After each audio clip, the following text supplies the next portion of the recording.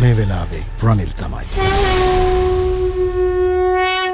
In a statement, the International Monetary Fund's Senior Mission Chief for Sri Lanka, Peter Brewer, stated that Sri Lanka's agreement with the bilateral creditors, including China, and the Official Creditor Committee, which includes France, India, and Japan, are a key milestone and takes Sri Lanka one step closer to completing its debt restructuring and restoring debt sustainability. Brewer added that the IMF hopes that there will be swift progress on reaching agreements with external private creditors in the near future. After nearly a year of negotiations with the IMF, its executive board approved a $2.9 billion extended fund facility arrangement for Sri Lanka to restore the island nation's macroeconomic stability and debt sustainability, mitigate the economic impact on the poor and vulnerable, safeguard financial sector stability, and strengthen governance and growth potential. Under the agreement, which was approved on condition, Sri Lanka will receive the $2.9 billion in funding in 8 tranches, each amounting to around $330 million.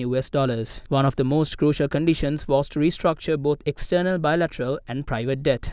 Yesterday in Paris, Sri Lanka signed agreements with the Official Creditor Committee, which includes Paris Club members, India and Japan, to restructure $5.8 billion of its debt. In a statement following the signing of the agreements, the Paris Club highlighted that the Official Creditor Committee also expects that the Sri Lankan authorities will continue to engage with their private creditors to promptly reach an agreement on terms at least as favorable as the terms offered by the OCC. Later in the evening, Sri Lankan ambassador designate to China Majinta Jayasinghe signed debt treatment agreements with the Export-Import Bank of China in Beijing to restructure $4.2 billion of debt. Under the restructuring plan, Sri Lanka, whose total external debt is $37 billion, aims to reduce it by $16.9 billion.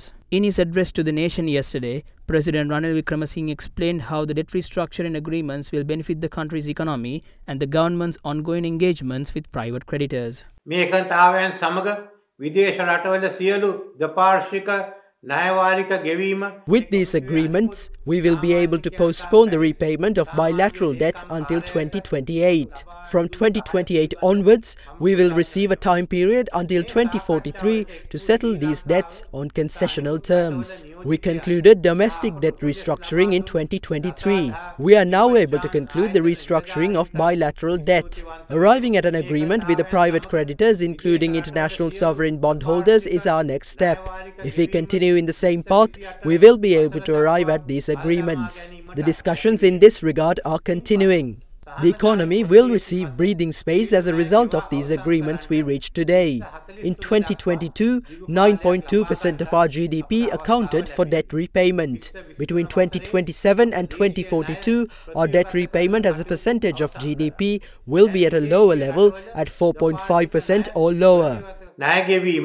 දලදේශීය නිෂ්පාදනයේ 4.5කටත් අඩු ප්‍රමාණයක් පවත්වාගෙන යාමට දැන් අපට ඉඩ සැලසෙවි. In a statement, the President's office stated that, beyond immediate fiscal benefits, the agreements pave the way for renewed bilateral financing opportunities essential for resuming critical infrastructure projects. This infusion of foreign investment is anticipated to invigorate sectors such as construction, bolstering job creation and economic resilience. Further, the PMD added that successful restructuring sets the stage for potential improvements in Sri Lanka's credit ratings once agreements with commercial bondholders are finalized. Enhanced credit ratings are expected to reduce the cost of foreign financing and facilitate easy access to international capital markets, fostering broader economic stability and growth. The President's office stated that, looking ahead, Sri Lanka remains committed to finalizing agreements with commercial bondholders swiftly, building on the momentum gained from these landmark restructuring deals. The concerted efforts underscore Sri Lanka's determination to navigate complex financial challenges, positioning the nation for a sustainable and robust economic recovery.